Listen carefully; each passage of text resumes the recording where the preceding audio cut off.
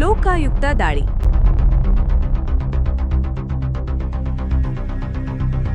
Engineer ವಸಂತ ವಾಲಪ್ಪ ನಾಯಕ್ ಅವರ ಮನೆ ಸೇರಿ ಬಾಗಲಕೋಟೆಯಲ್ಲೂ ಶೋಧ. ಬೆಂಗಳೂರು ನಗರ ಲೋಕಾಯುಕ್ತ ಠಾಣೆಯಲ್ಲಿ ದಾಖಲಾಗಿದ್ದ ದೂರಿನ ಆಧಾರದಲ್ಲಿ ಕರ್ನಾಟಕ ರಸ್ತೆ ಅಭಿವೃದ್ಧಿ ನಿಗಮದ ಚೀಫ್ ಇಂಜಿನಿಯರ್ ವಸಂತ ವಾಲಪ್ಪ ನಾಯಕ್ ಅವರ ಮನೆ ಮೇಲೆ ಲೋಕಾಯುಕ್ತ ಅಧಿಕಾರಿಗಳು ಬೆಳ್ಳಂಬೆಳಿಗ್ಗೆ ದಾಳಿ ನಡೆಸಿದರು. ಈ ದಾಳಿ ಬೆಂಗಳೂರು ಸೇರಿದಂತೆ ಬಾಗಲಕೋಟೆ ಜಿಲ್ಲೆಯಲ್ಲಿಯೂ ನಡೆಯಿತು. ಬಾಗಲಕೋಟೆಯ ಪೋಸ್ಟಲ್ ಕಾಲೋನಿಯಲ್ಲಿರುವ ವಸಂತ ನಾಯಕ್ ಅವರ ಸಹೋದರ ಹಾಗೂ ಡಿಎಆರ್ನಲ್ಲಿ ಎಎಸ್ಐ ಆಗಿರುವ ಭೀಮ್ ಸಿಂಗ್ ನಾಯಕ್ ಅವರ ಮನೆ ಮೇಲೂ ಅಧಿಕಾರಿಗಳು ಶೋಧ ನಡೆಸಿದರು. ಇದೇ ವೇಳೆ ಬಾಗಲಕೋಟೆ ತಾಲೂಕಿನ ಬಿಲ್ಕೇರೂರು ಗ್ರಾಮದಲ್ಲಿರುವ ವಸಂತ ನಾಯಕ್ ಅವರ ಮೂಲ ಮನೆ ಮೇಲೂ ಪರಿಶೀಲನೆ ನಡೆಯಿತು.